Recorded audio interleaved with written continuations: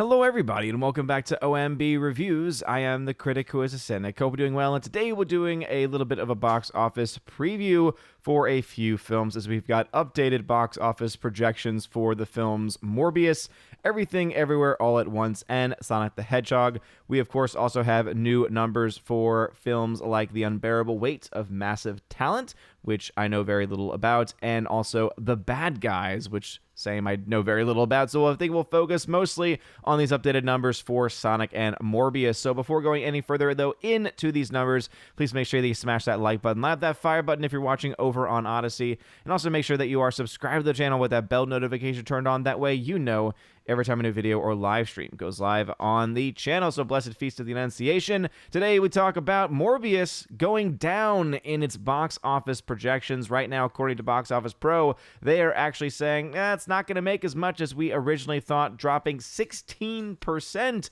with now its opening weekend projected domestically to make $40 to $50 million, whereas its total domestic will be somewhere between $85 and $110 million, meaning that right now they are projecting that this film will potentially not make $100 million, which would not be very good for a film like this set in this universe. The budget for the film is $75 million, which is definitely a lot lower than I would have originally expected, but this is definitely not a good early sign for the film.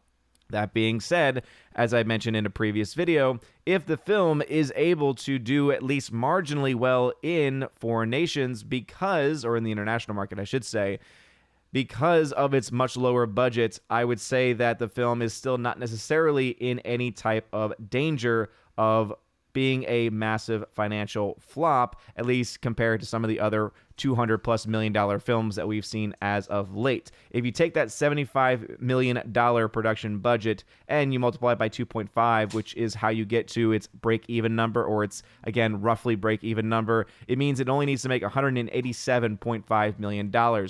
So with the domestic total end result being somewhere between 85 and 110, it is feasible to say that it's going to make at least $100 million in the entire international marketplace. But if for any reason it flops internationally, if for any reason it does not do well there, then it could be in some financial trouble. And having these projections, as far as their numbers go, continue to drop is definitely not the direction that this film is going to want to go in, especially a film that we know probably costs a lot more than what the current production budget, especially the projected marketing budget for the film, costs, because of how many times this film has been delayed. And so this will, of course, be a film that we will be following. A film that I don't know too much about, Everything Everywhere All at Once, expected to open up higher than what was originally thought, raising 9% there, $49 million, with a total domestic of $12 to $26 million. This is another A24 film. Those films tend to not cost a whole lot of money. Sonic the Hedgehog actually looking a lot better too, expected to open to $45 to $60 million,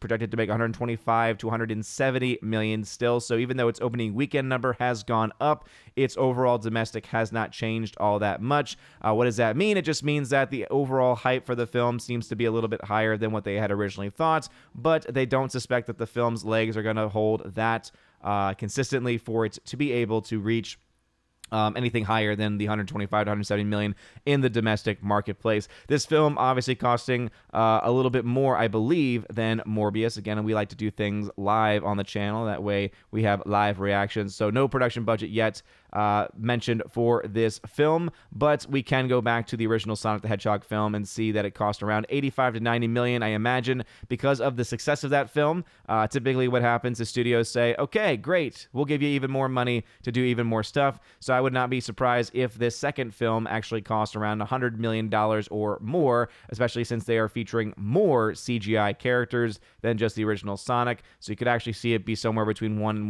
$150 million at that point. That means that this film, again, is in a decent position, as it is expected to make around $150 million or so if you take the average of those numbers domestically. So if it's able to kind of match that in the international marketplace, you could potentially see that film, get to that break-even point, because if it's $100 million, it means that it would be $250 million in order for it to break even, which I would say is definitely doable based on the numbers that we have in front of us. The next Mel Gibson film we have in front of us, Father Stu, 2 is expected to open to $4 to $9 million, $15 to $35 million in the entirety of its domestic run. This is a much smaller budget film with Mark Wahlberg. I don't know if we have a budget yet for this film. As it says right here, we do not, but I can't imagine that this film cost a whole lot. This is definitely one of the most anticipated films for me, as it is dealing with a Catholic, and as you all know, I'm very passionate about my Catholic faith. It's about an American Catholic biographical film directed by Rosalind Ross, based off the true life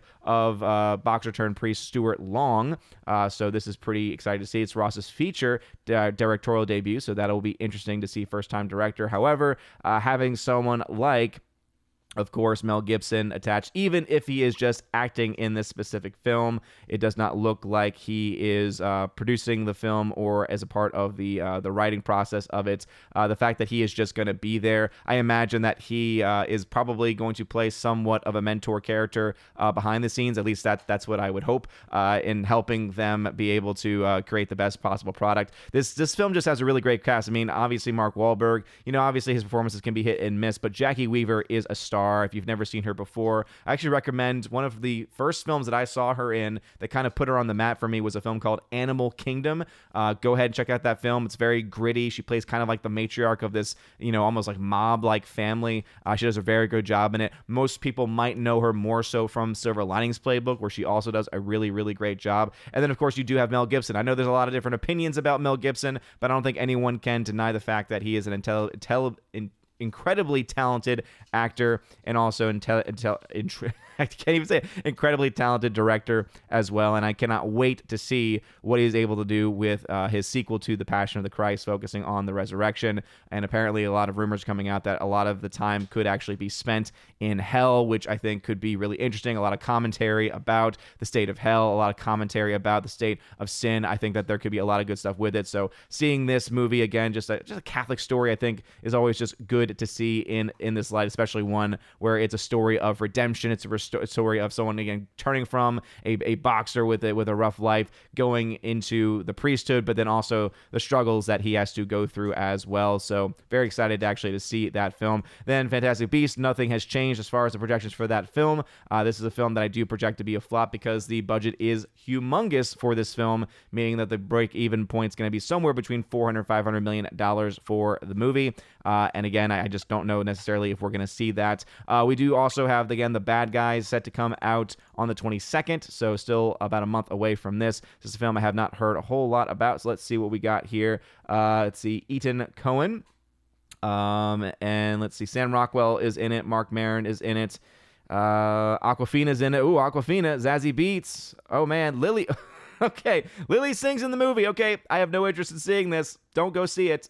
All right, it's an animated film. At least it's an animated film. But Lily Singh, really? Come on. All right. Screw that movie. I hope it fails. The Northman, we still don't have any numbers for. This is, again, probably my, other than Father Stu, probably my actual most anticipated for the next for the next month or so, as this film just looks pretty awesome, pretty good. So hopefully we get some box office projections on this pretty soon, and hopefully this film does pretty well to boot. And then The Unbearable Weight of Massive Loss of what? The Unbearable Weight Loss of... Oh, okay, here we go. Always love... Again, that's why I love doing it live. Nicolas Cage is Nicolas Cage. This is what it is. Okay, it's the Nicolas Cage movie where he plays Nicolas Cage. I know that a lot of people are excited about it just for that premise alone. I will say, though, that there's definitely... I think that reason for me not to be too excited. Tiffany Haddish is in the film, and I think that she is kind of a co-star of the movie. I don't like her. I don't think that she's that funny, so that could be kind of hit or miss. But it is Nicolas Cage playing Nicolas Cage. It says actor Nicolas Cage begrudgingly accepts a $1 million offer to attend the birthday party of a billionaire superfan. So this has the potential to be really, really funny. It also has the potential to be really, really bad. But it is Nicolas Cage, so we of course will see how that goes. But that's expected to open at 18-13 million, 16-36 million in the long run for the movie. And let's see if we have a budget. No budget yet for this film. Can't imagine, though, that it cost all that much money. I wonder how much Nicolas Cage charged.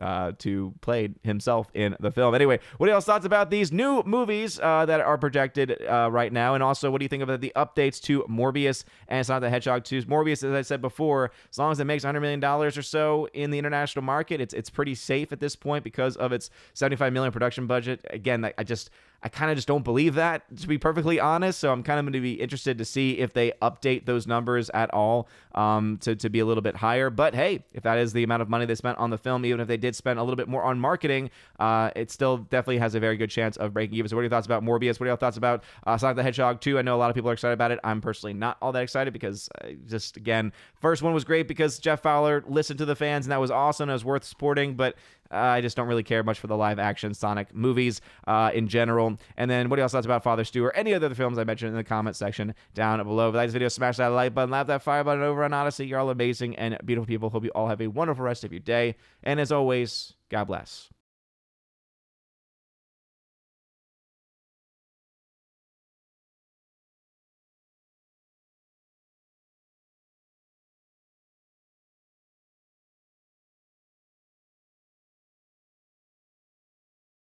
And now for a huge shout out to all of my March Patreon Subscribe Star and Locals members. Starting off first with my Patreon members, animation commentator Brandon, let's go Brandon, Brian P., Christopher Bowman, Father Christopher Miller, hail to you, Father, Father Damian Cook, Fuzz Aldrin, Garrett Searles, Hannibal Grimm, Harold Francis, Hymir Ari Hymason, Inflamed Wood, Jacob Juice, Jeff Toon, Joe Horn, Jonathan Carney, Gomer Kyle 79, Laura, the Modern Major General Story, Mike Jackson, Mad Mitch Dunaway, Mondo Spieler, Mr. Peabody, On to June, Orange Chat Reviews, Out of Step with Reality, Rosetta Allen, Stan Andrian, Miss Martin Muses, Theodore Bendon, Tina Bojan, and of course Tina B, the Empress of the Universe. Also, a shout out to my Subscribe Star members, starting off with Trent Johnson, Matt317, UAB Mad Dog, Mike Jackson, Storm Tracker, The R,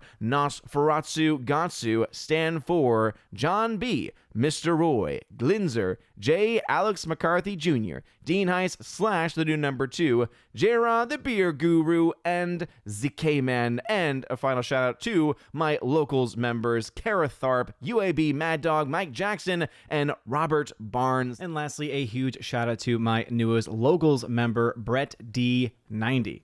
Thanks, man. Thank you all so very much for being supporters, monthly supporters of the channel. And if you want your name shouted out at the end of every single live stream and every single video, please check out the pinned, the very top link in the video description. It is noted as the Willow link there. It'll bring you to basically a link tree of all the different places that you can support on Patreon, Subscribe Star, or on Locals. And also there are other tiers that you can get access to as well, including an Army of Asgard level where you get not only the shout out, but you also get access to a giveaways channel that I have on my Discord where you get offers of giveaways, or rather you get access to giveaways of 4K titles, Blu-rays, digital codes, all kinds of stuff, steelbooks. It's just, I'm giving away stuff all the time over there, and it's a lot of fun as well. So go check that out if you're interested. There's also the Keeper of the Bifrost level, which is the higher level up than that, and you get everything from the previous tiers. Plus, you get access to a once or twice a month podcast that I do with John the Flickpick Flickinger, where you get to ask us Q&A, right? You get to ask us questions,